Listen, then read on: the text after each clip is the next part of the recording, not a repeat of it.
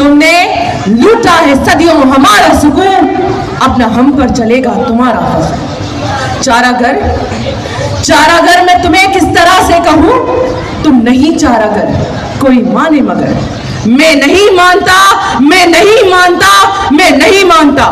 दावत खिताब जे थो एशिया जी अजीम इनकलाबी तंजीम अवामी तहरीक जे मरकजी सदर एडवोकेट वसंतरी साहब जन के तचन ऐं पंहिंजे ख़्यालनि जो इज़हार कनि। एडवोकेट वसंतरी साहब तव्हां सभिनी खे मुबारकबाद ॾियां थो सिंधियाणी तहरीक खे ख़ासि तौर ते ऐं अवामी तहरीक जे भाइरनि खे जंहिं अॼोकी हिन शानदार पाकिस्तान जी तारीख़ में 27वीं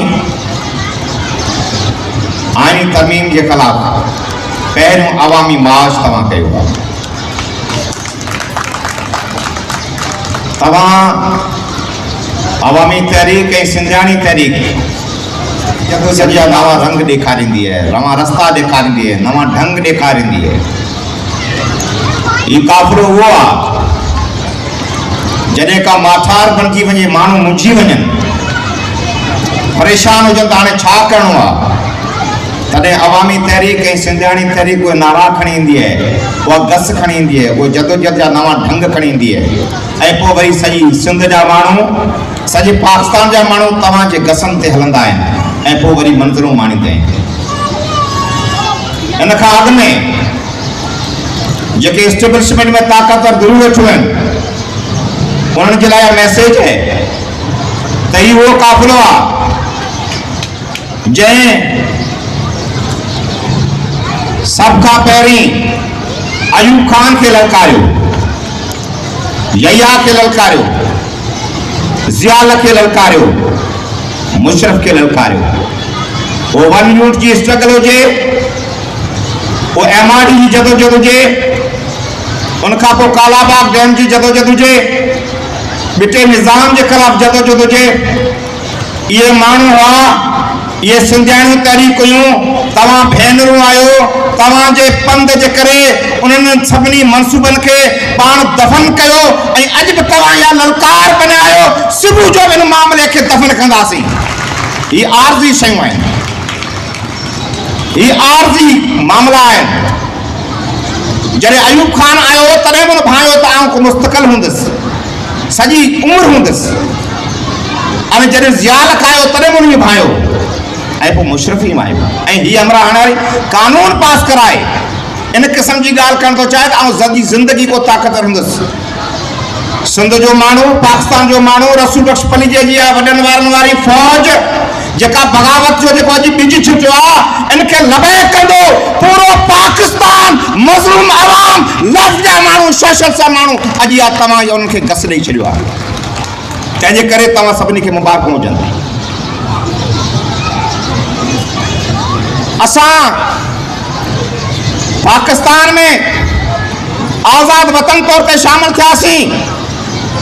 इन पहिरीं अदला ते हमलो कयो। जॾहिं पहिरियों अदला ते हमलो कयो तॾहिं बि सिंध जी कोर्ट हुई, उन्हनि जे ख़िलाफ़ फ़ैसिलो ॾिनो। पोइ वरी तव्हां पंहिंजे ई हिकिड़े जज खां तव्हां इंसाफ़ जो क़तलाम करायो। पोइ हिकिड़ो मुसलसिल हिकिड़ो क़ाफ़िलो हलंदो रहियो। हीअ जेका तव्हां फुलट था करियो, तव्हां 48 लख एकड़ पाकिस्तान जी ज़मीन कारपोरेट फार्मिंग के नाले में मल्टीनेशनल कंपनी के ॾियण जा तव्हां सांभा कया, तव्हां उहो कानून आंदो। 13 लख एकड़ ज़मीन तव्हां सिंध जी मल्टीनेशनल कंपनी के हवाले ॾियण जी तव्हां ॻाल्हि कई ऐं तव्हां फ़ैसिला कया, तव्हां उहो कानून पास कयो। उन खां पोइ उन टाइम ते उन खां अॻु में कोर्टुनि जे विच में रुकावट बणियूं। जॾहिं तव्हां कानून जे रखे कतल जी ॻाल्हि कई तॾहिं सिंध जी हाई कोर्ट जो फ़ैसिलो तव्हांजे ख़िलाफ़ ॾिनो। तव्हां गंदा पाणी जॾहिं त ॾिनो तॾहिं सुप्रीम कोर्ट फ़ैसिला ॾिना वाटर कमीशन जा। तव्हां मरगला खे कटण जी ॻाल्हि कई तॾहिं सुप्रीम कोर्ट विच ते आई। तव्हां सांगड़ जे मामले में जॾहिं राय थी न ॾिनी तॾहिं सुप्रीम कोर्ट इहा फ़ैसिला कया। तॾहिं तव्हां करप्शन पे हिते कई, निंडड़ी पटेवाल जी नौकरी जे लाइ तव्हां लखों रुपया हड़प में कया, तॾहिं सिंध जी हाई कोर्ट तव्हांजे विच में आई ऐं उनखे रुकावट बनी। हर मामले ते खीरथर जे मामले ते हाई कोर्ट विच ते आयूं इन्हनि इहा सम्झो त हाई कोर्ट अस जे विच में रुकावट बन बियूं तंहिंजे करे कोर्टनि खे अपाहिज कजे उन्हनि जे लाइ पहिरीं पहिरीं ही 26 आइनी तरमीम वठी आया इन्हनि खे पीपल्स पार्टी खां नवाज शरीफ जो गद्दारी जो कम करे कोर्टूं अपाहिज कयूं उनखां पोइ बि सम्झो त इहा मुकबल शइ कोन्हे तॾहिं 27 आइनी तरमीम वठी आया 27 आइनी तरमीम जे अचण खां पोइ हाणे सुप्रीम कोर्ट पाकिस्तान में कोन्हे हाणे पाकिस्तान में हिकु नंढी डिक्टेटरशिप आहे जंहिंखे आइनी कवर ॾिनो वियो आहे वो आइनी डिक्टेटरशिप हले पई हाणे तव्हांजो जेकॾहिं NFC अवार्ड मां जेकॾहिं फुल लुट थींदी तव्हां कोर्ट में वेंदा तव्हांजी ॻाल्हि सिंध जी ॻाल्हि कोन ॿुधी वेंदी जेकॾहिं कानूनजर खे कटण जी का ॻाल्हि थींदी तव्हांखे कोई कोर्ट सपोर्ट न कंदी तव्हांजो खीरथर खणण जे वेंदा तव्हांजी कोई कोर्ट सपोर्ट न कंदी छो त उनमें जेके माण्हू वेठा आहिनि उहे मुकमल उन्हनि जा आहिनि तव्हांजो को बि सूबो आहे इनमें का बि एडमिनिस्ट्रेशन जेकॾहिं यूनिट आहिनि त उन यूनिट जे ख़िलाफ़ु जेकॾहिं तव्हां वञो हिते चओ त बाबा असांजे इन ख़िलाफ़ु हाई कोर्ट सपोर्ट करे सुप्रीम कोर्ट सपोर्ट करे तव्हांजी कोर्ट सपोर्ट न कंदी सिंधी माण्हू जी सपोर्ट न कंदी सिंधी माण्हू तुर कंहिं बि इलाइक़े मां का बि ॻाल्हि हाणे कोर्टनि जे पासे वञण जे लाइ मुकमल उन पंहिंजो बंदोबस्तु करे छॾियो आहे हाणे अपाहिज हिकिड़ी ग़ुलाम जुडिशरी जेका आहे उन आणे छॾी आहे छो त ही हमरा जेको पत्थर खणी था रवानो थियो जेके पत्थर पे ॾेखारिया नाश्ते ते उहो मैदनी वसीला असांजा उन्हनि जो हिन पैक्ट कयो आहे जेको ही हमरा जेको हिकिड़े पिंजरे अंदरि बंदि हो जेको ॿाहिरि वञी कोन पियो सघियो इन्हनि खे इन पर लॻाया नवाज शरीफ जी पार्टी ऐं ज़रदारी जी पार्टी पोइ उनजे परनि जे ख़िलाफ़ असेंबली में ॻाल्हि ॿोल थी त ही जा पर गैर आइनी आहिनि गैर कानूनी आहिनि हिनखे इख़्तियार थी ॾियो त कॾहिं चाइना वेठो आहे कॾहिं मिस्र वेठो आहे कॾहिं दुबई वेठो आहे कॾहिं अमेरिका वेठो आहे उन जा पर जेके आहे उन परनि खे हिननि आइनी तौर ते शिकल ॾियण जे लाइ 27 आइनी तरमीम आंदी हाणे मुकमल हिन बंदोबस्तु करे छॾियो आहे हाणे सिंधी माण्हू वटि पाकिस्तान जी आवाम वटि ॿी का वाह कोन्हे ॿियो को रस्तो ई कोन्हे हिकिड़ो ई रस्तो बचियो आहे उहो रस्तो बचियो आहे जदोजहद जो जंहिंजो शुरूआत पाण कई आहे तव्हां सम्झो था को ॿी वाह आहे पाण वटि को ॿियो को रस्तो आहे कोई रस्तो कोन्हे असांजे बचा असीं सिंध जे करे बचाए सघंदासीं त उन जे लाइ सिर्फ़ु इहो असां वटि वसीलो आहे त असीं सियासी पुरमन जदोजहद करियूं सिंध जा सभु माण्हू सियासी पुरमन जमहूरी जदोजहद कनि उनखां सवाइ असां वटि का ॿी का वाह कोन्हे ॿियो को तरीक़ो ई कोन्हे ॿियो को असांजो मामिलो ई कोन्हे ॿिया का असांजो हल ई कोन्हे सिंध जा माण्हू इन जे लाइ जदोजहद लाइ तयारु थियनि सिंध जा माण्हू पाकिस्तान जा माण्हू इन जे लाइ जदोजहद लाइ तयारु थियनि तव्हांखे सिंधियानी तहरीक छॾे ॾिनो आहे अवामी तहरीक सिंधियानी तहरीक जी अॻे इन्हनि जनरल खे दफ़न कयो ई पाण हिननि खे बि दफ़न कंदासीं छा था चओ तयारु आहियो दफ़न करण जे लाइ जदोजहद अॻिते वधाइण जे लाइ हे जेकॾहिं जदोजहद खे अॼु सुबुह जो अॻिते पाण अञा जदोजहद खे वधायूं पोइ जेल असांखे भरणा पवनि त तव्हांजो छा ख़्यालु आहे जेके तयारु आहिनि उहे हथ मथे कनि जेकॾहिं सुभाणे असांखे अञा ॿियूं को मार्चूं करणियूं पवनि असां वटि आहे कुझु वसीला असां वटि कोन्हनि पंहिंजो तरीक़ो इहो आहे त पाण पंहिंजो गुड़ खणंदासीं मानी खणंदासीं बंदोबस्तु पंहिंजो कंदासीं रस्तनि ते हलंदासीं हीअ जेके दोस्त गॾु थिया आहियूं तव्हां इन मामले ते तयारु आहियो हीअ जेके माण्हू तयारु आहिनि पाकिस्तान जी इस्टेब्लिशमेंट इन्हनि खे इन ॻाल्हि खे सम्झे अवामी तहरीकनि जे विच में रुकावट आहे ऐं सिंध जूं पाकिस्तान जूं सभई सियासी पार्टियूं हिकिड़ी ॻाल्हि सम्झनि ऐं सभई मुख़्तलिफ़ घर जा माण्हू ॻाल्हि सम्झनि त इन आइनी मामले ते ऐं सिंध जे वसीलनि जी जेका फुलट जेके असांजूं ज़मीनूं आहिनि इन जी फुलट जंहिंजो बंदोबस्तु ऑलरेडी करे वेठा आहिनि अमेरिका खे ॾेई वेठा आहिनि उनजे ख़िलाफ़ जी वकील मैदान ते आया आहिनि ई हर मुख़्तलिफ़ फ़क़्र जो माण्हू मैदान ते अचे ई उस्ताद मैदान ते अचनि ई डॉक्टर मैदान ते अचनि ई साफ़ी मैदान ते अचनि ई वापारी मैदान ते अचनि ई मज़दूर मैदान ते अचनि ई हारी मैदान ते अचनि ही जी न्याणियूं अॻे आयूं आहिनि, ई सिंध जो हर हिकु फ़र्द मैदान ते अचे। ईअं असीं जॾहिं ईंदासीं असांजी हिकिड़ी अवामी इताहत जुड़ंदो, अवामी इताहत जुड़े पाण हिन खे दफ़न कंदासीं, पाण खे शिकस्त ॾींदासीं। पाण खां ई ताक़तवर कोन आहिनि, हिननि वटि का ताक़त कोन्हे। पंहिंजो इन खां अॻु जो बि तजुर्बो आहे, अॻे बि ताक़तवर दुनिया सभिनि सां गॾु हुयूं। जॾहिं वनवूट के खिलाफ, एमआईडी के खिलाफ, तॾहिं सभु सरदार, पीर, जनरल सभिनि पासे हुआ, पर ॿिए पासे रुगी अवामी तहरीक हुई, पाण वासी अवाम हुआ। ऐं पाकिस्तान जी तारीख़ में उहे सभई तहरीकूं कामयाब थियूं आहिनि, जंहिंमें तव्हां आहियो, जंहिंमें सिंधियाणी आहे, जंहिंमें अवामी तहरीक आहे, जंहिंमें अवामी तहरीक आई आहे, उनमें पाण फतेह हासिल कई आहे ऐं जनरल खे पाण शिकस्त ॾिनी आहे। तंहिंजे करे वरी बि पाण शिकस्त ॾींदासीं। अॼोको ई ऐलान आहे, कंहिं सूरत में सिंध जो माण्हू 27, 26 आइनी तरमीम क़बूल कोन कंदो, तव्हांजा गैर कानूनी आइन तरमीमूं क़बूल कोन कंदो। सिंध जे वसीलनि जो बचाव सिंध जूं सिंधियाणियूं कंदियूं, इहे न्याणियूं कंदियूं, इहे भेनरूं कंदियूं, अवामी तहरीक जा कारकुन कंदा, सिंध जो अवाम कंदो, सिंध जो अवाम अॻिते वधंदो ऐं तव्हांखे दफ़न कंदो। तव्हांखे शानदार रैली जूं वरी मुबारक हुजनि। जीअं सिंध, जीअं क़ाइद इनक़लाब मोहतरम नसीब अशफली चांडियो साहब जिनके पाण अची तकरीर कन, जामी चांडियो साहब। सिंधियाणी तहरीक ऐं अवामी तहरीक जा समूरा अॻवान कारकुन, असांजूं भेनरूं, ॿार ऐं हिन अॼोके शानदार एहतजाज में शरीक समूरनि दोस्तनि खे, भाइरनि खे, भेनरुनि खे सलाम। जीए सिंध अॼोको ही शानदार मज़ाहिमती एहतजाज रुगो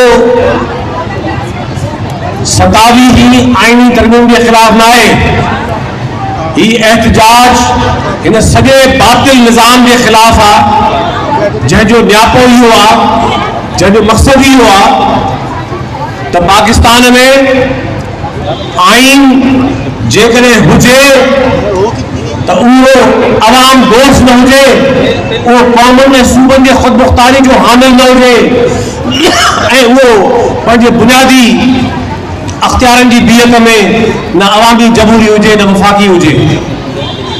ही जेको सॼो बातिल निज़ाम जोड़े पियो वञे, अॻु खां नज़र आहे, इन निज़ाम जो न्यापो इहो आहे त दरिया माण्हुनि जी मिल्कियत न आहे, पानी ते माण्हुनि जो हक़ न आहे, हे नाजाइज़ कैनाल, हे सॼे सिंध में, मुल्क में कुदरती वसीले ते कब्ज़ो,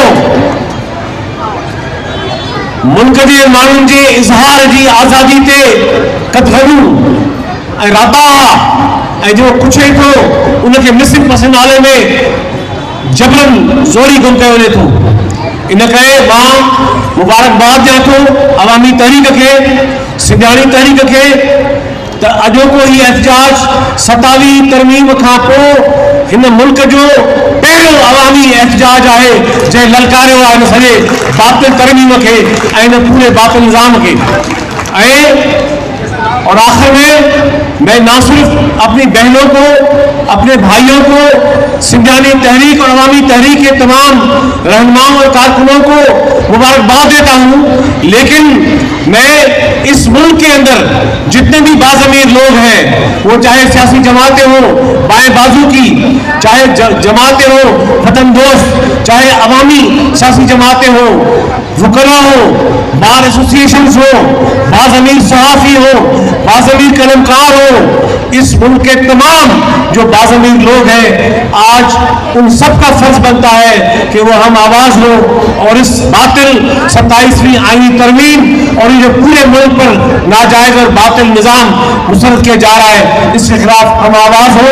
और मैं समझता हूँ कि आज इस तहरीक का आगाज़ अवामी तहरीक और सिंधियानी तहरीक से ने हैदराबाद से कर दिया है, और हम समझते हैं कि पूरे मुल्क के तमाम सूबों में तमाम अवाम दोस्त और बाज़मीर कोतों का फर्ज है कि मिलकर इस तहरीक को आगे ले जाए।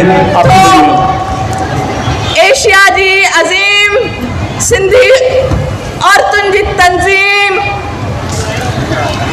जी मरकजी सदर अदी उमरा समूह साहिबा जिनके त पाण अचे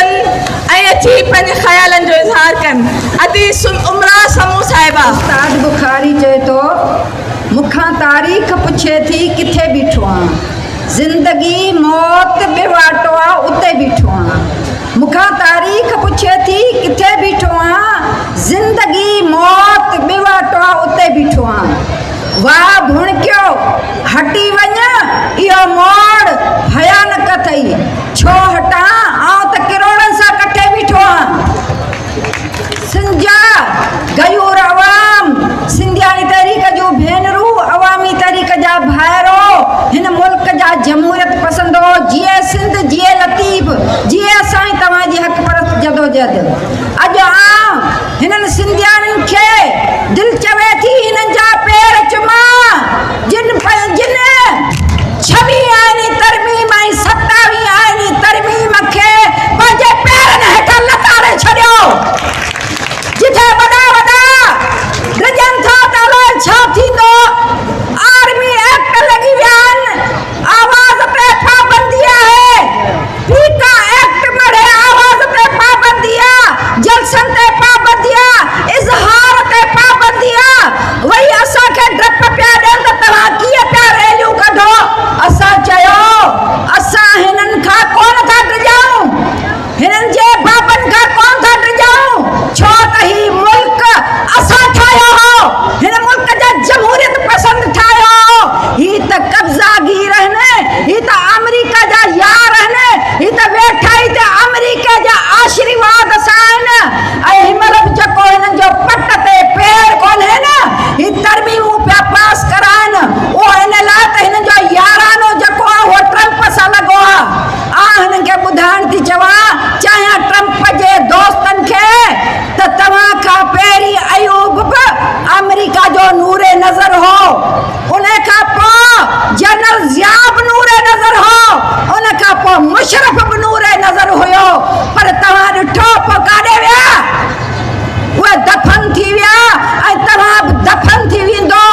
हीअ सिंध उहा सिंध आहे जंहिं पहिरीं करारदाद पास कई त ही मुल्क भली ठहे, असां रज़ा ख़ुशी न पाकिस्तान में शामिल थियासीं। जेकॾहिं असांखे ख़बर हुजे त पाकिस्तान ठहण खां पोइ जेको पाकिस्तान जो आइन, जेको बि को हक़ीक़ी आइन न आहे, सूबनि में सूबनि जी जेका विरासत आहे उनखे बेॾो तहफ़ुज़ न आहे, पर असां मञो चलो लूलो लंगड़ो आहे पर क़बूल कयूं था, पर हे त पंहिंजे चयल ॻाल्हि ते बि कोन था अचनि। असां चयो त ठीकु आहे 73 जे आइन में ख़राबियूं हूंदियूं, पर जीअं जीअं जमहूरियत ईंदी, जीअं जीअं जमहूरी माण्हू ईंदा त हिन में तरमीमूं थींदियूं ऐं अवाम जो भलो थींदो। असांखे कहिड़ी ख़बर त हिन आइन में असांखे अहिड़ो करे पेश कंदा त जीअं सिंधी माण्हू जो को आवाज़ न आहे, ईअं थो लॻे त असांखे के अफ्रीका जे मुल्क मां खणी त लोढ़नि में बंदि कयो हुजनि। 2 मिंट वठंदसि।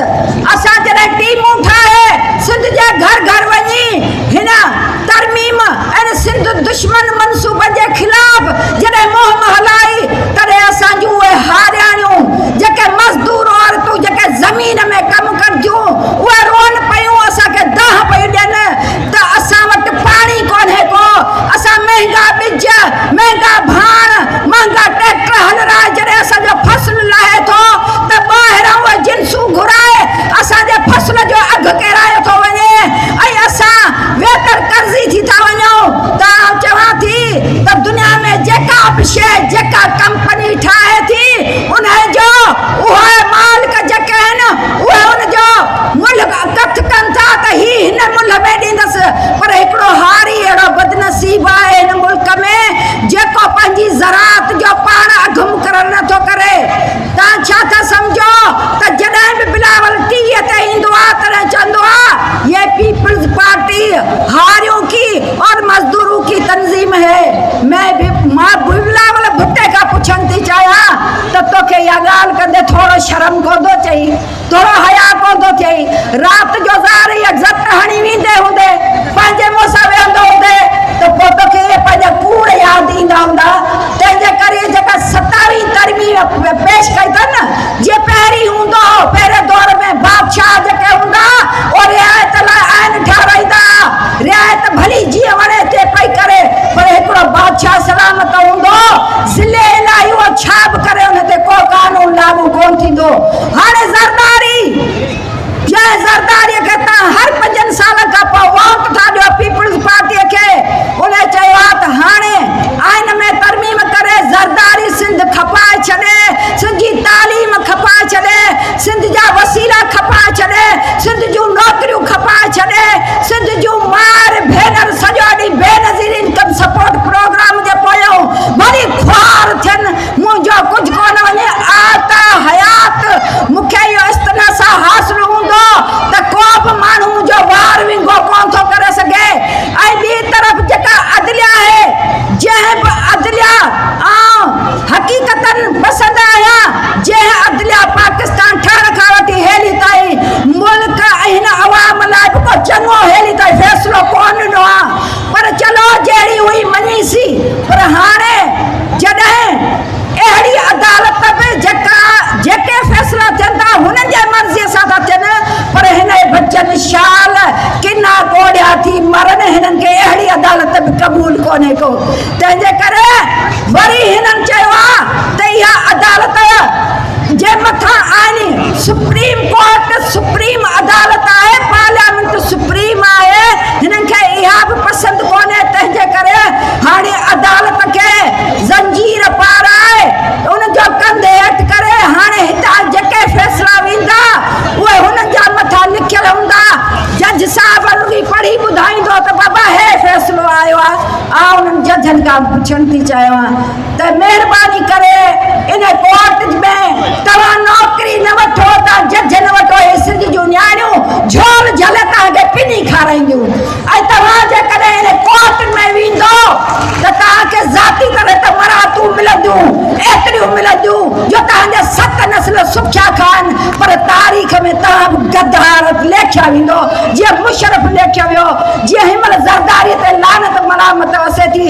तंहिंजे करे छा थियूं चओ सिंधियाणियूं, 27 तरमीम क़बूल कंदो, 26 तरमीम क़बूल कंदो, सिंधू दरिया ते को डैम कैनाल क़बूल आहे, सिंध जूं ज़मीन वापसि वठंदो, सिंध जी तालीम वापसि वठंदो, पंहिंजो रोज़गार वापसि वठंदो।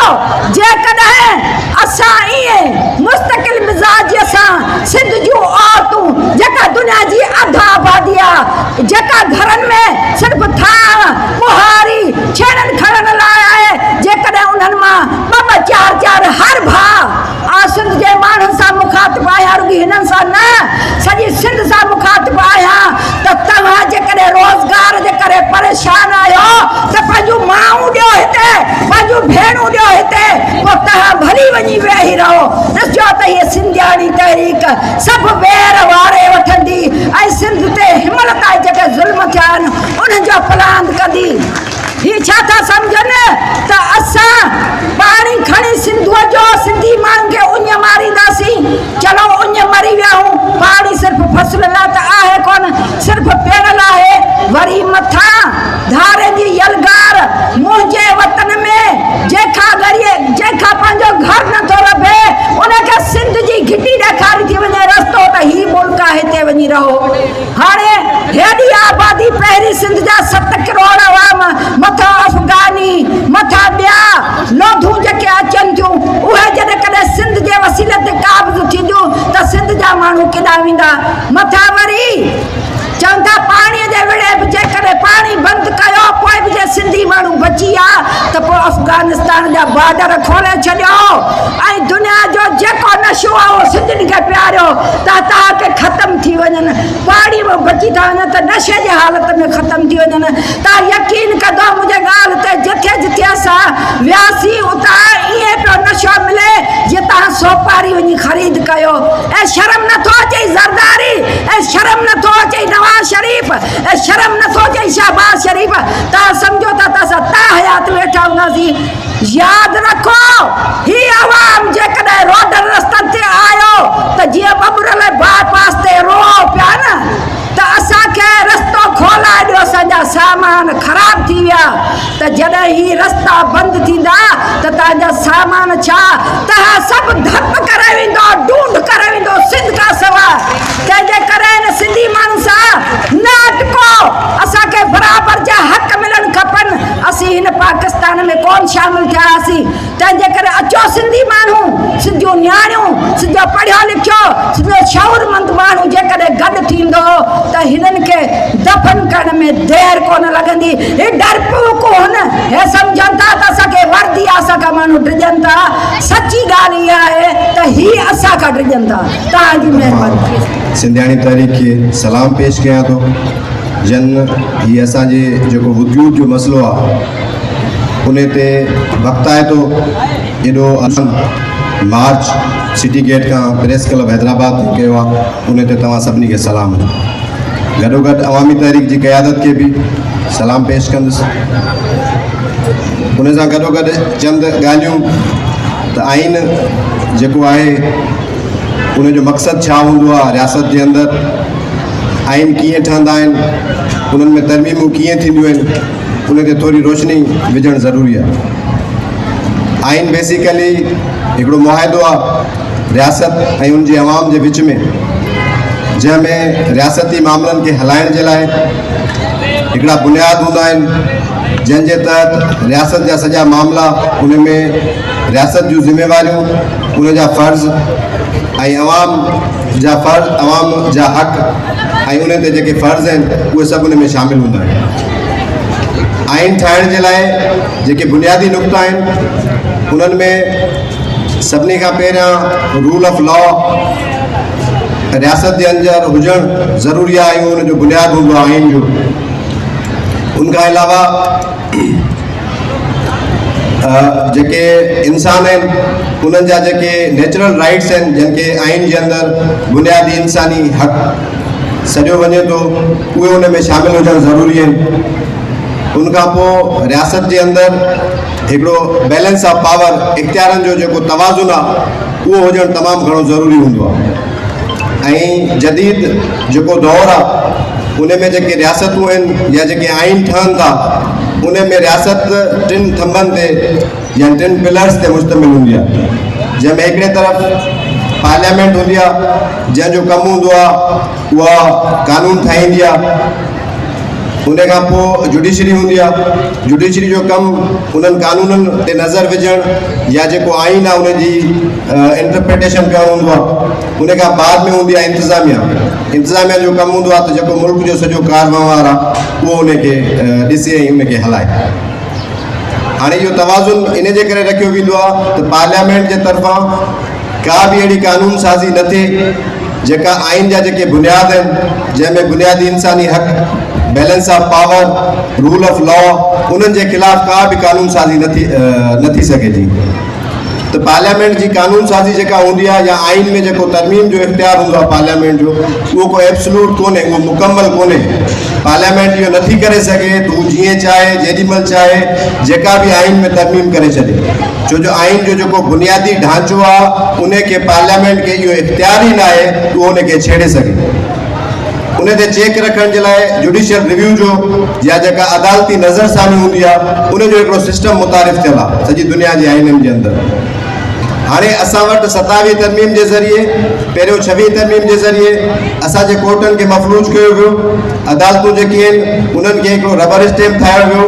उन्हनि जीअं जेको चूंड जो तरीक़ेकार हुयो जजिस जो, उन में इंतिज़ामी मुदाख़लत विझी ऐं उहे पंहिंजा मनपसंद माण्हू अदालतुनि जे अंदरि मोकिले ऐं हिकिड़ियूं कॉन्स्टिट्यूशनल बेंचिस जे नाले में आइनी बेंचिस जे नाले में हिकिड़ियूं बेंचूं क़ाइमु कयूं वियूं त जॾहिं बि को इंतिज़ामी मामिलो हूंदो, का बुनियादी इंसानी हक़नि जी लताड़ थींदी, को बि माण्हू जॾहिं कोर्ट में वेंदो उन जो केस उन्हनि मख़सूस बेंचिस जे अंदरि हलंदो जिते उन्हनि जा विहारियल माण्हू उते मौजूदु हुया। ऐं 27वीं तरमीम जे अंदरि उन जेको कमज़ोर ढांचो हुयो उनखे मुकमल तौर ते ख़तमु करे छॾियो। जेको चेक हुयो जुडिशरी जो पार्लियामेंट जे मथां त का बि जेका कानून साज़ी जेका बुनियादी इंसानी हक़नि जे या आइन जो जेको बुनियादी ढांचो आहे उन जे ख़िलाफ़ हूंदी उन ते उहो अदालती नज़रसानी कंदी, उहो हक़ सुप्रीम कोर्ट खां खसे छॾियो। हाणे सुप्रीम कोर्ट जी जो कमु जेको आहे उहो सिर्फ़ु ऐं सिर्फ़ु या त उहे क्रिमिनल्स जेके जेलनि जे अंदरि बंदि आहिनि या ॿिया माण्हू जेके उन में बेगुनाह बि हूंदा, उहे जेके जेलनि जे अंदरि बंदि आहिनि उन्हनि जूं वेही अपीलूं ॿुधे या ज़मीनी तकरार ऐं ॿिया जेके निजी क़िस्म जा मामला आहिनि उन्हनि जा वेही केस ॿुधनि। ऐं जेका आईनी अदालत सो कॉल्ड ठाही वई आहे उन जी चूंड जो तरीक़ेकार जंहिंजे लाइ पहिरियों हिकिड़ी जुडिशियल कमीशन ठहियलु हूंदी जंहिंमें सुप्रीम कोर्ट ऐं हाई कोर्ट जा जज साहिबान शामिल हूंदा हुआ, उन्हनि सां गॾु आईनी माहिर शामिल हूंदा हुआ ऐं कुझु नुमाइंदा जेके हुकूमत जा हुआ उहे उन में शामिल हूंदा हुआ। हिकिड़ो बैलेंस हूंदो हो जंहिंजे ज़रिए हिकिड़ी सुठी अपॉइंटमेंट्स कोर्टनि जे अंदरि थींदी हुई।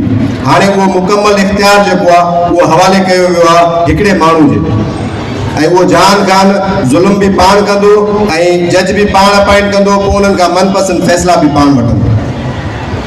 अॻे तव्हां ॾिठो हूंदो असांजे ख़ासि कर सिंध जे अंदरि, पूरे पाकिस्तान में इहो मामिलो थिए थो, पर सिंध जे अंदरि जॾहिं बि को ज़ुल्म थींदो हो, इवन माण्हू 5-5, 6-6 माण्हू क़तल थी वेंदा हुआ, उनजी FIR बि वठण जे लाइ तयारु न हूंदा हुआ ऐं उहे पंहिंजा लाश रोडनि ते रखी धरना हणी ऐं पोइ पंहिंजो जेके FIR आहिनि उहे कतराईंदा हुआ।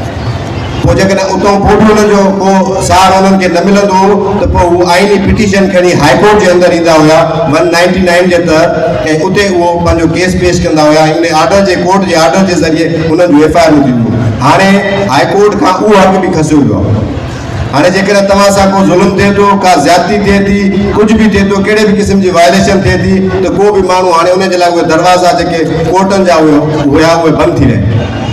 कुझु टाइम अॻु में इहो बहस हलंदो हुयो, ही जेके सोकाल जमहूरियत पसंद आहिनि पीपुल्स पार्टी वारा या नवाज़ लीग वारा, उहे चवंदा हुआसीं पार्लियामेंट सुप्रीम आहे ऐं जुडिशरी जेका आहे उहा पार्लियामेंट जे इख़्तियारनि ते नाजाइज़ कब्ज़ो कयो वेठी आहे, या उनजी जेका कानून साज़ी या आइन में तरमीमूं थियनि थियूं उन्हनि ते पंहिंजा मनपसंदि फ़ैसिला खणे थी वेठी। पर हींअर त तव्हां न पार्लियामेंट खे सुप्रीम छॾियो, न तव्हां जुडिशरी खे सुप्रीम छॾियो, हींअर त तव्हां आइन में तरमीम करे इहो फ़ैसिलो करे छॾियो आहे ऐं उनखे आइनी तहफ़ुज़ ॾेई छॾियो आहे त हाणे पाकिस्तान में सुप्रीम ताक़त अॻे बि हुई, पर हाणे उनखे आइनी तहफ़ुज़ हासिलु आहे, उहा सिर्फ़ु बूटनि जी ताक़त आहे ऐं उहे बूट जेके आहिनि उहे तव्हां हयात वेठा हूंदा ऐं तव्हांजे पुठियां वेठा हुकुमरानी कंदा। अचो, हीउ ॾाढो वक़्तु जो फ़ैसिलो आहे। हींअर असांखे तव्हांखे सभिनी खे गॾु थियणो पवंदो। जेसीं ताईं पाण सभु गॾु न थींदासूं, पूरियूं बारूं, पूरे सिंध जूं बारूं जेके आहिनि ऐं पूरे पाकिस्तान जा वकील जेके आहिनि उहे इन ॻाल्हि ते मुतहिद ऐं मुतफ़िक़ आहिनि ऐं असां तहरीक जो आगाज़ करे छॾियो आहे। तव्हांजी बि हीअ ज़बरदस्त शुरूआत आहे। अचो त पाण सभु गॾिजी ऐं इन मामलनि खे सीरियस वठी ऐं उन्हनि ते पंहिंजो भरपूर किरदारु अदा कयूं। न त ॿी सूरत में हीअ जेके हुकुमरान आहिनि इहे असांजा बाक़ी जेके रहियल सहल वसीला, असांजा पाणी, असांजा दरिया, असांजा बुनियादी हक़ उहे बि असांखां खसे छॾींदा ऐं पोइ शायदि असांखे पछताइण खां सवाइ को बि रस्तो न मिलंदो। ज़िले सखर जी सदर अदी शमशाद बप्पड़ साहिबा जिन खे त अचनि ऐं पंहिंजे ख़्यालनि जो इज़हार कनि। अदी शमशाद बप्पड़ साहिब सदाई सिंध जे इशूज़ ते सदाई प्रोटेस्ट में रही आहे। सदाई असांजो क़ाइदे मोहतरम पलीजो साहब दरिया जो वकील रहियो, धरती जो वकील रहियो ऐं हू सिंध जो केस विढ़े थो। अॼु बि तव्हां सभिनी जी सूरतुनि में मोहतरम जेके स्टेज ते वेठल साहिबान आहिनि उन्हनि जी सूरतुनि में मूंखे पलीजो साहिबु वेठल नज़र अचे थो ऐं तमामु घणी ख़ुशी थिए थी। ॿियो त अॼु असांजे गॾिजण जो जेको हिते मक़सदु आहे त सिंध ते चौतरफ़ वालार आहे। सिंध तमामु घणनि मसइलनि खे हिन वक़्तु मुंहुं ॾेई रही आहे। सिंध हिन वक़्तु तारीख़ जे नाज़ुक तरीन मोड़ ते बीठल आहे। सिंध ते चौतरफ़ यलगार आहे। अरसा अमेंडमेंट एक्ट, कॾहिं अरसा में एक्ट थिए थो, कॾहिं 26 तरमीम अचे थी, कॾहिं 27 तरमीम अचे थी। हे जेके तरमीमूं आहिनि इहे तरमीमूं थींदियूं आहिनि। असां नथा चऊं त को आइन में तरमीमूं कोन थियूं थियनि, ख़ुदि अमरीका बहादुर में बि इहे तरमीमूं थींदियूं आहिनि। अमरीका जे गुज़िरियल 200 सालनि जी तारीख़ में 27 तरमीमूं थियूं आहिनि, जंहिंमें 10 तरमीमूं इंसानी हक़नि जे हवाले सां। हिकिड़ो मिंट, मूंखे पंहिंजी ॻाल्हि पूरी करणु ॾियो। तव्हां जी नियत असांखे साफ़ नज़र अचे थी त तव्हांजी नियत छा आहे। तव्हां इंसानी हक़नि जे मामले में नंढनि सूबनि सां जेके ज़्यादतियूं थियनि थियूं उन्हनि जे हवाले सां केतिरियूं तरमीमूं आंदियूं आहिनि। सिंध जा वसीला तेल, गैस, कोयलो ऐं रोड, रस्ता, दरिया सभु तव्हां फमायूं वेठा हो। छा तव्हां सिंध जे अवाम जे लाइ, सिंध जे अवाम जी फलाह लाइ इन्ही NST अवार्ड में जेको तव्हां कटौती करण तव्हांजी नियत आहे, सिंध जे लाइ को प्रोग्राम वफ़ाक़ में या सिंध गवर्नमेंट में आहे सवाइ बेनज़ीर इनकम सपोर्ट जे पिनण वारे प्रोग्राम खां? अफ़सोस सां मूंखे चवणो थो पए त PP जेका अॼु बि औरत जे नाले में वोट वठे थी, बेनज़ीर जे नाले में वोट वठे थी, उहो बिलावल साहबु बेनज़ीर जे कातिलनि खे डिप्टी वज़ीर आज़म थो ठाहे छॾे। इहो बिलावल साहबु छा तव्हांखे लॻे थो त सिंध जे अवाम लाइ, सिंध जे माण्हुनि लाइ को अॻिते प्रोसीजर कंदो? सभ खां पहिरियों त पीपल्स पार्टी सिंध जी नुमाइंदा जमात न आहे, उहो स्टेट जी नौकर आहे। पीपल्स पार्टी स्टेट जी नौकर आहे। जेका एजेंट आहे उते मथियनि खां उन्हनि खे मिलंदी, उहा हुन ते ई अमल कंदा। ऐं ॿियो त हर तरमीम जे लाइ 2 दिहाई 3 अक्सरियत पार्लियामेंट में खपे थी। जेका अक्सरियत हिन महिल नंढनि सूबनि जी न आहे, उहा अक्सरियत पंजाब बहादुर जी आहे। ठीकु आहे, उहो उन जे हवालगी सां काई बि तरमीम असेंबली में पास थिए, उहो असांखे सिंध जे अवाम खे क़ाबिले क़बूल न आहे।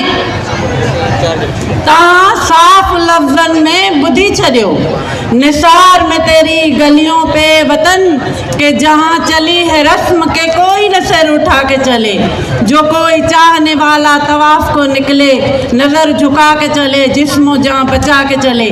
मुझो लतीफ़ वरी चए थो, इहो आहे फैज़। मुझो लतीफ़ चए थो त सूर्य मड़ी सोभ खे त दिलि जा वहम विसार, हण भाला विड़ भाकुरीअ आॾी ढालम ढार, मथां तेख तरार मारत मतारो थिए।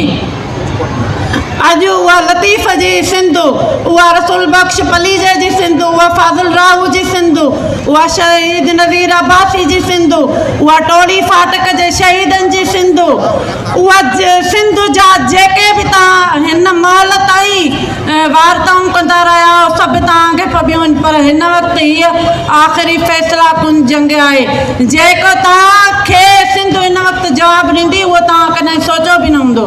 सिंध बाबल, सिंध मदर आहे पाकिस्तान जी। पाकिस्तान ठाहिण वारो सूबो सिंध आहे। मां इहो नथी चवां त को असां इंतिहाई क़दम तरफ़ वञणु चाहियूं था, लेकिन मां इहो तव्हांखे चवंदमि त तव्हां इहे पंहिंजा जेके बदनीयती वारा कम ऐं बदनीयती वारा फ़ैसिला आहिनि बंदि कयो, न त तव्हांखे 1947 खां अॻु वारी सिंध मिलंदी, जीअं सिंध जी लतीफ़। हेॾो सूर सही मुंहिंजो न कजे नाफ़ा। स्टेज ते वेठल मुंहिंजा सभई मौज़ूज़ भाउरो ऐं सिंधियाणी तहरीक जूं भेनरूं, साम्हूं पंडाल में वेठल सिंध जे कुंड कुर्छ खां आयल मुंहिंजूं सिंधियाणी तहरीक जूं भेनरूं, अवामी तहरीक जा भाउरो, जीअं सिंधियुनि जी सिंध, जीअं फ़िक्रे पली जो ऐं जीअं पाण सभिनी जी हक़ परस्त जिदोजहद। अवल त सिंधियाणी तहरीक खे दिलि जे गहराइनि सां अहिड़े शानदार प्रोग्राम करण ते मुबारकबाद ॾियूं था, जे अहिड़े वक़्त में पंहिंजो पाण मल्हायो आहे ऐं 144 कलम खे पंहिंजे पेरनि हेठां लताड़े ऐं हिते हिननि साबित कयो आहे त असां कॾहिं बि पंहिंजे सिंध ते वार बर्दाश्त न कंदासीं, उहो कंहिं बि सूरत में हुजे। सभिनी सिंध जे जेके बि सिंध सां मसाला आहिनि, उन जूं ॻाल्हियूं ॿोलियूं थी वियूं आहिनि। पाण खे ख़बर आहे त सिंधू दरिया ते केनाल बि ठहनि पिया, सिंधू दरिया खे सुकायो थो वञे। असांजूं सिंध जूं ज़मीनूं लखे एकड़ आहिनि जेके कारपोरेट फार्मिंग जूं कंपनियूं आहिनि, उन्हनि खे ॾिनियूं थियूं वञनि। उते जेके आहिनि सही गैर मुल्की माण्हू आणे उते नवां शहर ॾे असांजे सिंधी माण्हुनि खे दरबदर करणु चाहिनि था। ऐं सिंध जी तइलीम तबाह, सिंध जी सिहत तबाह। पाण खे ख़बर आहे त हींअर हारियाणियुनि सां कहिड़ा मसाइला आहिनि। हिकिड़ो सिंध में पाणी कोन्हे को, मथां जेको पाणीअ जो ढुक अचे थो पए, हिकिड़ो फसल थिए थो, जॾहिं फसल लहे थो त उन्हनि जी क़ीमत किरायो छॾी। हींअर असीं ताज़ो दौरा करे आहियूं ॻोठनि जा, हारी वीचारा रोअनि था त अधी असांखे मण बि कोन बचो आहे। 12 महीना असांजा बच्चा छा खाईंदा? हिननि हुकुमराननि एॾा ज़ुल्म कया आहिनि सिंधी माण्हुनि सां ऐं उन्हनि ज़ुल्मनि जे ख़िलाफ़ हर वक़्तु सिंधियाणी तहरीक अवामी तहरीक सरापा एहतिजाज रही आहे। तव्हां सभु गवाह आहियो त असां ज़िया जे दौर खां वठी उन्हनि जे मार्शालनि जे ख़िलाफ़ मुशर्रफ सां मुक़ाबला कया आहिनि ऐं सिंधियाणी तहरीक उन्हनि सभिनी ॾाढाइनि खे मोह ॾेई हेसिताईं पहुती आहे।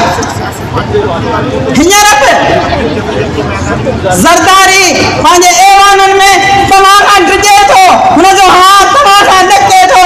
तव्हां जेके मासूम ॿार हंजुनि ते खणी रोडनि ते जेॾीमहिल मुज़ाहरा कयो थियूं त हुननि जूं दिलियूं ॾकनि थियूं, हुननि जा हाव फाटनि था, उहो कमु सिंधियाणी तहरीक करे सघे थी।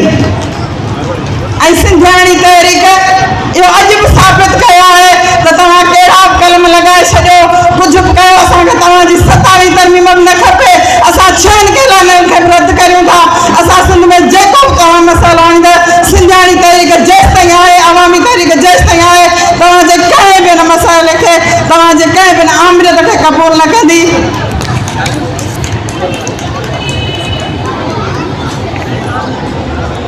सदाई दी सबका बुख न बासे का, सदाई दी सबका बुख न बासे का, जही तेई ज़ात जी जुम्बश काने जा, मूसी हले सा जा जी मिठो न करे। सिंधी गर्ल्स स्टूडेंट तहरीक जी मरकज़ी ऑर्गेनाइज़र एडवोकेट कूंजल आशारी साहिबा जिन खे पाण अची पंहिंजे ख़्यालनि जो इज़हार कनि। ते वार थियो आहे, हमेशह रोडनि ते आयूं आहिनि, हमेशह पंहिंजे हक़नि ख़ातिर, हमेशह अवामी तहरीक ते सॼियल ऐलान ते हमेशह जीअं ई रोडनि ते आयल आहिनि ऐं हमेशह पुठिते न हटियूं आहिनि। ऐं तव्हां सभिनीनि खे सलाम थी पेश करियां। जीअं त तव्हांखे ख़बर आहे त आइनी 27 आइनी तरमीम जेका सिर्फ़ु उन्हनि जो मतिलबु इहो आहे त असां सिंध खे टुकड़ा टुकड़ा करे हिसनि में विराए असां चाहे जेतिरो मर्ज़ी कुझु बि करियूं, असां पंहिंजे सूबनि खे इख्तियार न ॾियूं। सिर्फ़ु पाण वेही करे पंहिंजे सेनेट नेशनल असेंबली में कीअं बे बिल पास कयूं, कीअं न कयूं, को बि सूबे जो को बि इख्तियार न हूंदो। सिर्फ़ु पाण वेही पंहिंजे लेखे पंहिंजे ई लेखे कुझु तरमीमूं कनि, भले उहो 26 तरमीम हुजे, उहो 27 तरमीम हुजे, वरी ईंदड़ 28 तरमीम हुजे। मतिलबु उन जो मतिलबु आहे त असां अगरि अहिड़ियूं तरमीमूं पास कंदासीं जंहिंमें पंहिंजो SSC कोड ठाहे करे पंहिंजे गवर्नमेंट तरफ़ां को बि उन्हनि खे केस फाइल नथो करे सघे। पहिरियां असां पिटीशन फाइल कंदा हुआसीं, हाणे असां पिटीशन बि फाइल नथा करे सघूं। असां सिर्फ़ु इन्हनि ढढारनि ऐं कामरनि ऐं आमरनि खे ॿुधाइण था चाहियूं, तव्हां केतिरो बि कयो, तव्हां केतिरियूं तरमीमूं आणे छॾियो, पर हीअ सिंधियाणी तहरीक आहे जेका कॾहिं बि पुठिते न हटंदी, हमेशह पंहिंजी सिंध, पंहिंजी औरतुनि ख़ातिर, पंहिंजे मुल्क ख़ातिर, पंहिंजे शहरनि ख़ातिर, पंहिंजे वसीलनि ख़ातिर अॻियां ईंदी। जीअं त तव्हांखे ख़बर आहे सिंध में ख़ासि करे केतिरनि ई ज़माननि खां वठी सिंध में औरतुनि सां थींदो ज़ुल्म अचे थो। पर जीअं ॾिसो शागिर्दनि सां बि मसइला उहे ई आहिनि, स्कूल हुजे, यूनिवर्सिटी हुजे, भले उहो किथे कंहिं बि जॻह ते आला तालीम पास करणु वञे, पर उन्हनि सां उहे मसइला पेश अचनि था। पर असांजे हुकुमरान कॾहिं बि उन्हनि शागिर्दनि या औरतुनि ख़िलाफ़ को बि कानून न ठाहियो आहे। सिर्फ़ु पंहिंजे मफ़ादनि जे लाइ कानून ठाहिया विया आहिनि, जेको पंहिंजे मफ़ादनि में उन्हनि जो हुजे तॾहिं उहे कानून ठाहिया वेंदा आहिनि। पर असां ॾिसूं ॻोठनि में जेकियूं छोकिरियूं या ट्रांसपोर्ट जो मसइलो हुजे उन्हनि सां गॾु उन्हनि सां अॻियां वञण लाइ स्कूल एॾियूं परे स्कूल्स आहिनि, उन लाइ को बि अहिड़ो को जंग जो को रस्तो न ठहियो वियो आहे त उहे वञी करे स्कूल्स पढ़नि, यूनिवर्सिटीज़ पढ़नि ऐं अॻियां निकिरनि। तॾहिं हिन अचो त हिन कामरनि ऐं जाबर आमरनि हुकुमरान जे ख़िलाफ़ु आवाज़ उथारियूं ऐं अॻियां हली करे हिननि खे ॿुधायूं त तव्हां जेतिरो बि चाहियो कुझु बि कयो, पर असां कॾहिं पुठिते न हटंदासीं। जीअं स्टूडेंट तहरीक जी अॻवान अदी साजिदा परियार खे त पाण अची तकरीर करे। स्टेज ते वेठल सिंधियाणी तहरीक जी समूरी मरकज़ी क़यादत, अवामी तहरीक जा मरकज़ी अॻवान ऐं पंजाब में वेठल मुंहिंजूं भेनरूं ऐं भाइरो, जीए सिंध, जीए तव्हां ऐं असांजी हक़ परस्त जिदोजहद। हक़ीक़त हिन हाल जी जे ज़ाहिर कयां ज़री, लॻे माठ मिरुनि खे डूंगर पवन डरी, वञनि वण बरी ओभर ओभरे की न की। लतीफ़ जे हिन बेत वांगर सिंध जी जेका मौजूदा सूरत हाल आहे उहा बि हिननि हुकुमराननि ऐं ख़ुसूसन पीपल्स पार्टी गुज़िरियल 17 सालनि जे दौरे हुकूमत खां कुझु अहिड़ी ई कई आहे, जंहिंमें हिकु तरफ़ असांजे ज़मीनुनि जी नीलामी कई वई आहे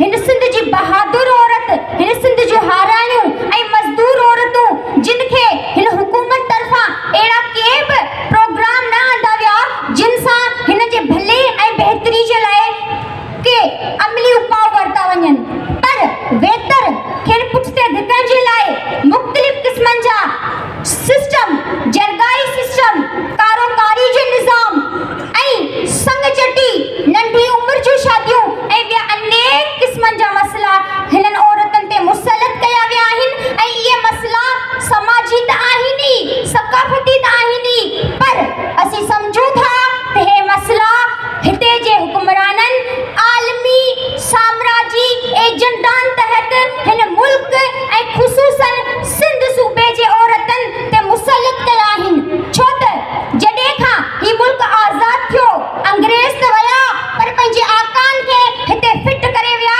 ऐं उहे आका पंहिंजे टाउटनि खे, अंग्रेज़ आका पंहिंजे टाउटनि खे हिते फिट करे विया ऐं उन्हनि जा टाउट वॾेरा, मीर, पीर, जागीरदार, सरमाएदार असां सिंधियुनि औरतुनि जी नस्लकुशी करे रहिया आहिनि ऐं असांखे रोज़ कारोकारी जे नाले में, संग चटी जे नाले में, जरगाई सिस्टम जे नाले में, नंढी उमिरि जे शादियुनि जे नाले में ऐं ॿियनि अनेक क़िस्मनि जे हथ ठोकियल घड़ियल मसइलनि जे वर चाढ़े रहिया आहिनि।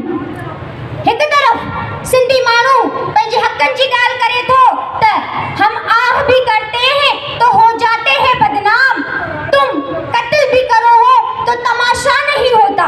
सिंधी माण्हू पंहिंजे हक़नि जी ॻाल्हि करे थो त हू जेलनि में वारियो वञे थो ऐं ॿी तरफ़ जेकॾहिं हे गलीज़ हुक्मरान पंहिंजे मफ़ादनि जे लाइ ऐं आलमी साम्राजी आकान जे एजेंडान तहत हिन मुल्क जे माण्हुनि सां कहिड़ो बि हशर कनि, ज़मीनूं नीलाम कनि, पाणी विकिणनि, वसीला फुरीन, मादनियात फुरीन, तालीम तबाह कनि, सिहत तबाह कनि, पर पंहिंजे बचाव जे लाइ हे कानून में तरमीमूं आणे पंहिंजो पाण खे जमहूरियत जा दावेदार सॾाइनि था।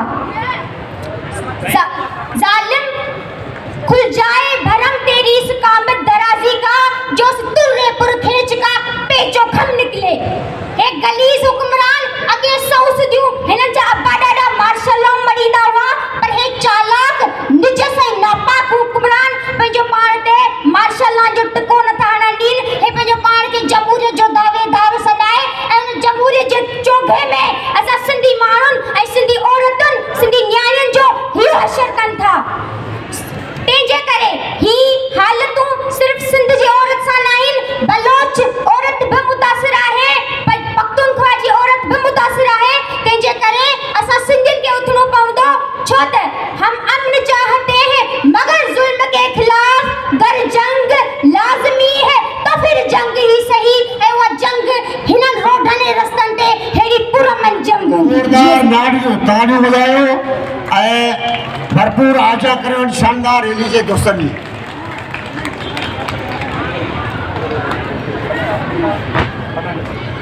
हेलो,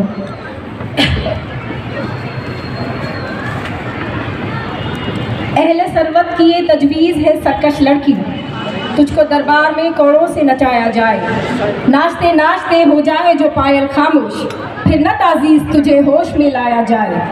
तेरे अंजाम से हर शख्स को इबरत होगी, सर उठाने को रियाया को ना आएगा ख्याल। तबे शाहाना पे जो लोग गिरा होते हैं, हाँ उन्हें जहर भरा जाम दिया जाता है। तू के नावाकिफ़ आदाब शहनशाही थी, रक्स जंजीर पहन कर भी किया जाता है। सॼी सिंध मां कई ईंदड़ मुंहिंजूं सर्वेच भेनरो, उन्हनि जा भाउ बेली साथियो, भाइरो, जिए सिंधियुनि जी सिंध, जिए फ़िक्र पलीजो, जिए लतीफ़, जिए सॼी धरती जे मज़लूम क़ौमुनि तबक़नि जी अवामनि जी हक़ परस्त जदोजहद। आउं तव्हां सभिनी खे मुबारकबाद पेश थी कयां। सिंधियाणी तहरीक ऐं अवामी तहरीक जी भेनरुनि खे अॼोकी ही शानदार रैली मुनक़द करण ते मुबारकबाद पेश थी कयां, जंहिं 144 कलम नगर जे बावजूद बि सॼी सिंध मां हेॾियूं सारियूं हज़ारनि तादाद में भेनरूं गॾु कयूं आहिनि। बदतरीन आमरतुनि जे दौर में बि सिंध जे हज़ारे पुटनि ऐं धीउनि पंहिंजी ज़बानुनि सां, पंहिंजे लफ़्ज़नि सां, पंहिंजे लुड़कनि सां, पंहिंजे पघर ऐं रत सां हुक्मराननि ऐं उन जे टोले खे, आमरियतुनि खे उन्हनि जो मुक़ाबिलो पे कंदा रहिया आहिनि ऐं उनखे शिकस्तूं पे ॾींदा रहिया आहिनि। उहे शिकस्तूं असां इन करे कोन ॾिनियूं हुयूं त हिकु ॾींहुं असांखे वरी फाशिज़म खे नवां चोगा ऐं नवां वेस वॻा पाराए असांजे साम्हूं आंदो वेंदो। 27 आईनी तरमीम जे वसीले ऐं मुख़्तलिफ़ ॿियनि आईनी तरमीमुनि जे वसीले असांजो आवाज़ बंदि कयो वेंदो, या असांखे हुक्मरान टोला इहो ॿुधाईंदा त अॼु खां पोइ ऐं ता हयात असां ते जज़ा ऐं सज़ा हाणे कोन मिलंदी, असांजो एहतसाब कोन कयो वेंदो, या असांजी का अकाउंटेबिलिटी कोन थींदी। पहिरियां त माशाअल्लाह लॻंदी हुयूं ऐं आईन मुअत्तल थींदा हुआ, ऐं हाणे हू पंहिंजे पाण खे आइन जो हिसो करणु चाहिनि था, पाकिस्तान जे कानून जो हिसो करणु चाहिनि था। असीं ख़ूब सम्झूं था, तव्हां शायदि सम्झो था, तव्हांखे एॾी खरमस्ती आहे जो तव्हां सम्झो था त पाकिस्तान जो अवाम ऐं सिंध जो अवाम इन्हनि शयुनि खे सम्झे नथो। असांखे चङी तरह ख़बर आहे त हीअ सॼी जेका खेल रचायल आहे उहो फ़क़ति ऐं फ़क़ति नंढनि सूबनि जा जेके वसीला आहिनि उन्हनि खे हथिया आहिनि ऐं उन्हनि ते गासिबाना तव्हांजी नज़र आहे, उन्हनि खे तव्हां गसब करणु चाहियो था। लतीफ़ जी धरती जूं वारसियाणियूं ऐं वारिसो अॼु लतीफ़ जी धरती जे साम्हूं, असांजी क़ौम जे साम्हूं, लतीफ़ जी क़ौम जे साम्हूं, लतीफ़ जी सरज़मीन ते अॼु असीं सभु इहो साबित करे ॾेखारियूं त सिंध जो इंच इंच, सिंध जो पतो पतो, सिंध जो पाणी, सिंध जा वसीला, उन्हनि जी वारसियाणियूं ही सिंधियाणियूं आहिनि, न के सिंध जा या पाकिस्तान जा ॿिया उहे माण्हू जेके ख़ासि करे मरियम नवाज़ साहिबा खे इहो पैगाम ॾियणु चाहियां थी, जेका इहो चए थी त ये पानी मेरा है, मेरी मर्जी, जिधर चाहूँ मैं पानी से 6 केनाल निकालूं या 10 केनाल निकालूं। तो मैडम साहिबा, जो पानी आपका था वो आपके बड़ों ने और उनके जो आका थे बड़ी ही तारीखी बदतरीन बेशर्मी के साथ उन्होंने बेच दिया था, जिसमें हमारा भी हिस्सा था। पानी और दरिया किसी की जाती जागीर नहीं होते, किसी की जाती मिल्कियत नहीं होते। पानी तो दरिया तो कौमों के और उनके तारीखी वतनों के तहजीब, तमद्दुन और सकाफत के निशान होते हैं, उनके अमीन होते हैं। दरिया हमारा है, दरिया इन हरियाणियों का है, इन किसानों का है, सिंधियाणी तहरीक का है, हजारों करोड़ों सिंध के हारियों का है। कारपोरेट फार्मिंग के नाम पे लाखों एकड़ जमीनों की पामाली, SIFC के नाम पे सिंध के मैदानी वसाइल, पीका एक्ट के नाम पे ज़बानें बंद और मुख्तलिफ तरमीमों के वसीले, स्पेशली 27वीं आईनी तरमीम के वसीले अदालतों को, जजों को अंधा, बहरा, लूला, लंगड़ा करके एक साइड पे बिठा के आप हमें कहते हैं कि इनसे इंसाफ तलब करें। तो मैं ये बताना चाहती हूँ, हमें ऐसी अदालतें, अंधी, बहरी, गूंगी, लंगड़ी, लूली अदालतें नहीं चाहिए। हम समझते हैं कि ये जितनी भी शतरंज है वो छोटे सूबों के वसाइल को हथियाने और गासिबाना तरीके से हथियाने का एक हथकंडा है और मकरू चाल है। सेंटर को मजबूत करने की एक मकरू चाल है और बतदरीज आप मुख्तलिफ तरमीमों के जरिए, अब सुन रहे हैं 28वीं आईनी तरमीम, 29वीं आईनी तरमीम भी आएगी। हम इन सब आईनी तरमीमों को और मुख्तलिफ ऐसे सारे कानूनों को रद्द करते हैं। और मैं पैगाम देना चाहती हूँ कि पंजाब के सरजमीन पर, पंजाब के ज़मीन और आसमान में आज या 1000 साल बाद भी जितने भी कानून के खजाने मिले, उन पर पंजाब के मजलूम अवाम और कौमों का हक था और रहना चाहिए। इसी तरह से सिंध, KP के बलोचिस्तान में जितने भी वसाइल हैं, छोटे सूबों के जितने भी वसाइल हैं, वो फ़कत और फ़कत उनके अवाम और उनकी आने वाली नस्लों के लिए है और होना चाहिए और आइंदा 1000 साल तक उनके ही रहने चाहिए, जो आप लोग तस्लीम नहीं करते, जिन पर आपकी गासिबाना नज़र है। बंगालियों के साथ भी आपने ऐसा ही किया और सिंध को भी, सिंध के वसाइल तो आपको चाहिए, सिंधी लोग आपको नहीं चाहिए। आप सिंधियों को पाकिस्तान के फ्रेमवर्क में फिट नहीं देखते। तो मैं बताना चाहूँगी, पाकिस्तान हमारा है, पाकिस्तान हमारा मुल्क है। हम पाकिस्तान में बराबरी की बुनियाद पे शामिल हुए थे ना कि इस तरह के आप बालादस्त होंगे और हम ज़ेर दस्त होंगे। हमें मार्जिनलाइज मत करें। अगर आप हमें मार्जिनलाइज करेंगे तो उसका छोटा सा मिसाल तो आपने बबरलू बाईपास पे देख ही लिया होगा। आऊं हिन प्लेटफॉर्म ता सभिनी सिंधियाणियुनि खे मुबारकबाद पेश करियां थी।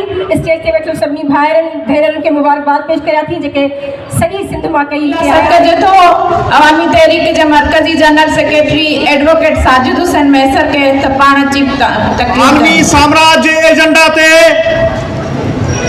कम कंदड़ पाकिस्तान जी इस्टेब्लिशमेंट ऐं उनजे सहूलतकार वारी पार्टियुनि तरफ़ां पाकिस्तान जी रियासत ते हिकु दफ़ो ॿीहर कहरी वार करे ऐं पाकिस्तान में को हिकिड़ो ई इदारो जेको दाह वरनाईंदो हो, जेको लूली लंगड़ी इंसाफ़ जी ॻाल्हि ॿुधंदो हो, उन इदारे खे हिन आलमी साम्राज्य पिठू हुक्मराननि कहरी वार करे अॼु अवाम जी दाह ऐं अवाम जी फरियाद जो दर बंदि करे छॾियो आहे। सिंध सूबो पाकिस्तान जो उहो वाहिद सूबो आहे जेको हिन पाकिस्तान जो क्रिएटर आहे। सिंध जो माण्हू जेको पाकिस्तान खे 70 सैकड़ो गैस ॾिए पियो, 60 सैकड़ो तेल ॾिए पियो, 90 सैकड़ो पेट्रोल ॾिए पियो ऐं कोयलो ॾिए पियो वफ़ाक़ खे, उहो वफ़ाक़ इस्टेब्लिशमेंट जे नाले ते असां ते क़ाबिज़ थी रहियो आहे ऐं क़ौमुनि जे हक़नि खे राता हणी छॾियो आहे। असीं चई रहिया आहियूं त हीअ रसूल बख्श भली जैसी सिंध आहे। ही उहे सिंधियाणियूं आहिनि जिन जनरल अयूब खे पोइते हटण ते मजबूर कयो, जिन ज़िया खे पोइते हटण ते मजबूर कयो ऐं तव्हांखे पोइते हटण ते मजबूर कंदा। पाकिस्तान जे आईन, मज़लूमनि जे आईन, इंसाफ़, कानून, बराबरी खे वापसि वराईंदा ऐं तव्हांजूं ही मस्करियूं करण वक़्तु न रहंदियूं। हाणे सिंध जो माण्हू, सिंध जो अवाम तव्हांखे सम्झी चुको आहे त तव्हीं आलमी साम्राज्य जी एजेंडा ते कठपुतली बणिजी जमहूरियत जे चोगे में वेड़जी पंहिंजे ई अवाम ते कहरी वार कयो था। न अमन ॾियो था, न तालीम ॾियो था, न सिहत ॾियो था। पोइ बि तव्हां पाण खे मुअज़्ज़िज़ सम्झी असेंबलियुनि जे अंदरि विहो था। ही पाकिस्तान जे हिन चूंडियल नुमाइंदनि खे ही अॼु की रैली तव्हांखे रद्द करे थी। तव्हांजी 27वीं तरमीम, तव्हांजी 24वीं तरमीम खे ही मुकमल तौर ते रिजेक्ट करे थी। अॼु सिंध जो अवाम तव्हांखे रद्द करे थो ऐं तव्हांजा रस्ता रोक कंदो, तव्हांजा रस्ता ब्लॉक कंदो। अवामी तहरीक तव्हांजे ख़िलाफ़ जिदोजहद हलाईंदी ऐं तव्हांखे पोइते हटण ते मजबूर कंदी। मला साहिब जन खे अचनि ऐं तकरीर कनि। अदी महानूर मला साहिब जे भेनरुनि खे अॼु दिल जे गहराइनि सां मां सलाम पेश करियां थी। अवामी तहरीक जी क़यादत खे जन सिंध ते जेको ही हिकिड़ो टुकरा करण जो मनसूबो आहे उन हवाले सां वक़्ताए तौर एहतिजाजी मार्च कयो ऐं हिन अंधेर नगरी में इंसाफ़ जी बहाली लाइ हिकिड़ी शुरूआत कई। असांजे हुकुमराननि खे वोट ॾिनो आहे। वोट सॼी दुनिया में इन लाइ ॾिबा आहिनि, हुकुमरान इन लाइ हूंदा आहिनि त माण्हुनि जी ज़िंदगी, अवाम जी ज़िंदगी खे आसान बणाइनि। पर असां वटि सिंध में, पाकिस्तान में, मज़लूम क़ौमुनि वटि, बलोचिस्तान में, KPK में, सिराकिस्तान में, ख़ुदि पंजाब जे मज़लूम अवाम वटि असांजा जेके हुकुमरान आहिनि उहे कातिल आहिनि। स्पेशली सिंध जा पीपल्स पार्टी जो जेको ज़रदारी टोलो आहे उहो कातिल आहे। असांजे दरिया जो उहो कातिल आहे। कारोकारी में मरंदड़ जरगा सिस्टम जे निज़ाम तहत असांजे उन्हनि 100,000 नियाणियुनि जो कातिल आहे। ही ज़रदारी टोलो, ही ज़रदारी हुकूमत, ही इस्टेब्लिशमेंट असांजे कारोजर जा कातिल आहिनि, असांजे गोरख जा कातिल आहिनि, असांजे दरिया जा, असांजे ज़मीनुनि जा ही असां सिंधी माण्हुनि खे जियापे जे बदिरां उहो मौत ॾे धिके रहिया आहिनि।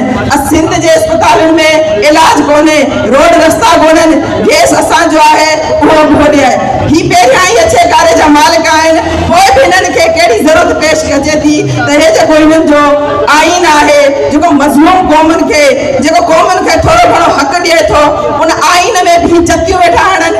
तव्हां पहिरियां ई त कातिल आहियो, तव्हां पहिरियां ई त क़ौमुनि जा वसीला हथाई वेठा आहियो, तव्हां पहिरियां ई त राज़न आहियो। तव्हां खे कहिड़ी ज़रूरत आहे अञा वधीक कानून जे आइन जे चोगे में रही कानून ऐं आइन जे कातिल थियण जी कहिड़ी तव्हांखे ज़रूरत आहे जॾहिं त तव्हां पहिरियां ई अच्छे कारे जा मालिक आहियो। सिंधी में पहाको आहे, पराए माल ते टोपी निराण ते तव्हांजी टोपी त पाकिस्तान जे पहिरें ॾींहं खां वठी मज़लूम क़ौमुनि जे मिल्कियतुनि ते क़ौमुनि जे जेके बि वसीला आहिनि उन्हनि जे बलबूते ते तव्हांजे निराण ते आहे, पोइ बि तव्हांखे का लॼ कोन्हे, अञा तव्हांखे वधीक घुरिजे। वक्त पुजी वियो गाढ़ा घोड़ा गाड़ी दे तूं ज़ालिम तुंहिंजो वक्त पुजी वियो गाढ़ा घोड़ा गाड़ी दे तूं गाढ़ा घोड़ा गाड़ी दे तूं गाढ़ा घोड़ा गाड़ी दे तूं गाढ़ा घोड़ा गाड़ी दे तूं गाढ़ा घोड़ा गाड़ी दे तूं ज़ालिम तुंहिंजो वक्त पुजी वियो गाढ़ा घोड़ा गाड़ी दे तूं हू सब कब्र निवारा बागी हू सब कब्र निवारा बागी केड़ा लाश लताड़ी दे तूं केड़ा लाश लताड़ी दे तूं ज़ालिम तुंहिंजो वक्त पुजी वियो गाढ़ा घोड़ा गाड़ी दे तूं हू सब सूर्य साम्हूं आया हू सब सूर्य साम्हूं आया केड़ा चाड़े चाड़ी दे तूं केड़ा चाड़े चाड़ी दे तूं ज़ालिम तुंहिंजो वक्त पुजी वियो गाढ़ा घोड़ा गाड़ी दे तूं ज़ालिम तुंहिंजो वक्त पुजी वियो गाढ़ा घोड़ा गाड़ी दे तूं। गजे अचो त कुझु कजे कजे अञा तरण गजे गजे अचो त कुझु कजे कजे अञा तरण गजे गजे अञा तरण गजे गजे अचो त कुझु कजे कजे अञा तरण गजे गजे अचो त कुझु कजे कजे अचो त कुझु कजे कजे अञा बि का त पिया खजनि अञा बि मौत जो पुछनि अञा बि का त पिया खजनि अञा बि मौत जो पुछनि अञा बि कोस पियो हले अञा बि भूए थी जले अञा बि कंध पिया किरनि अञा बि लाल पिया मरनि अञा बि कंध पिया किरनि अञा बि लाल पिया मरनि अञा बि सिंधड़ी लुछे अञा बि को नथो पुछे अञा बि सिंधड़ी लुछे अञा बि को नथो पुछे अञा तरण गजे गजे अचो त कुझु कजे कजे अञा तरण गजे गजे अचो त कुझु कजे कजे अञा तरण गजे गजे अञा तरण गजे गजे अचो त कुझु कजे कजे अञा तरण गजे गजे अचो त कुझु कजे कजे अचो त कुझु कजे कजे अञा बि पंध पेचरा अञा बि ड्रोह केतिरा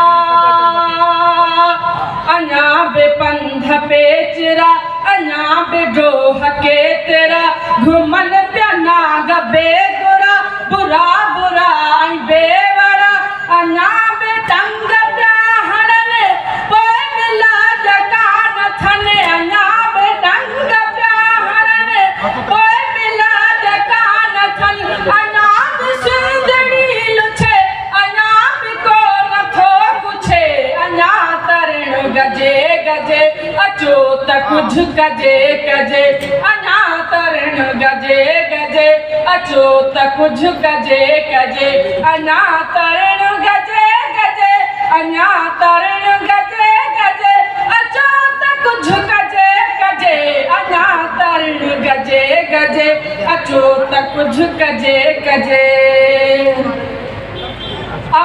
जी मां सिंधड़ी अव्हां जी उन सां जिंदड़ी अव्हां जी मां सिंधड़ी अव्हां जी उन सां जिंदड़ी ॾिनी उन्हें खे जिंदगी इहा अव्हां जी बंदगी अव्हां बड़ खे रत ॾिनो सदाई पंहिंजो सत ॾिनो अव्हां बड़ खे रत ॾिनो सदाई पंहिंजो सत ॾिनो सदा अव्हां खे सारजे ऐं सिंध खे जियारजे अञा तरण गजे गजे अचो त कुझु कजे कजे अञा तरण गजे गजे अचो त कुझु कजे कजे अञा तरण गजे गजे अञा तरण गजे गजे अचो त कुझु कजे कजे अञा तरण गजे गजे अचो त कुझु कजे कजे अचो त कुझु कजे जी वॾी महिरबानी जेकी रैली जी सूरत में हसी ताईं पहुता ऐं जिन से आम खे कामयाब कयो। अॼोको असांजो ही प्रोग्राम हिते ख़तमु थिए।